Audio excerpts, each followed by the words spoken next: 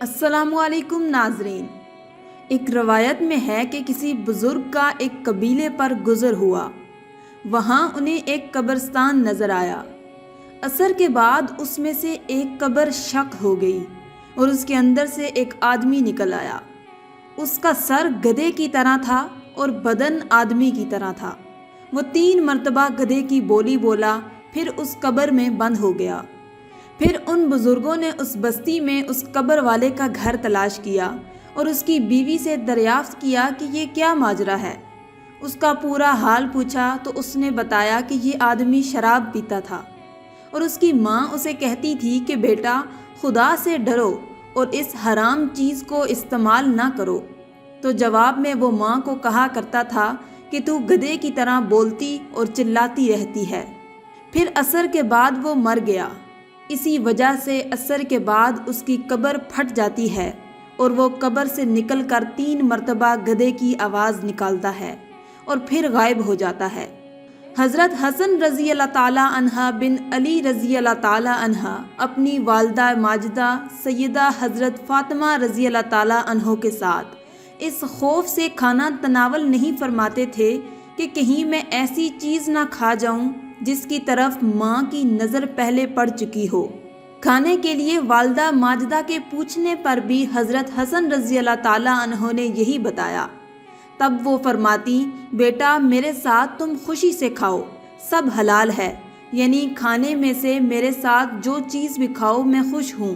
کیا مقام ہے والدین کے ادب و احترام کا حضرت حسن رضی اللہ تعالیٰ عنہ کے نزدیک۔ ناظرین، اسی طرح ایک اور شخص کے 3 لڑکے تھے۔ وہ بیمار ہوا تو بڑے بھائی نے اپنے بھائیوں سے کہا کہ تم مجھے والد کی خدمت کا موقع دو اور تم والد کی میراث لے لینا۔ چنانچہ انہوں نے ایسا ہی کیا اور وہ مرتے دم تک اپنے باپ کی خدمت کرتا رہا۔ پھر اس نیک اور فرما بردار بیٹے نے خواب دیکھا کہ کوئی کہنے والا کہتا ہے کہ فلاں مقام پر جا اور وہاں سے ایک اشرفی لے لے۔ اس نے کہا کہ اس میں میرے لیے برکت ہوگی۔ کہنے والے نے کہا کہ نہیں، تو اس نے وہ اشرفی نہ لی۔ پھر دوسری شب اس نے دیکھا کہ کوئی کہنے والا کہتا ہے کہ فلاں مقام سے 10 اشرفیاں لے لو۔ اس نے پوچھا اس میں برکت بھی ہوگی؟ پھر بھی جواب ملا کہ نہیں۔ پھر اس نے تیسری شب میں خواب دیکھا کہ کوئی کہہ رہا ہے کہ فلاں مقام سے 1 اشرفی لے لو اور اس میں تیرے لیے بہت برکت ہوگی۔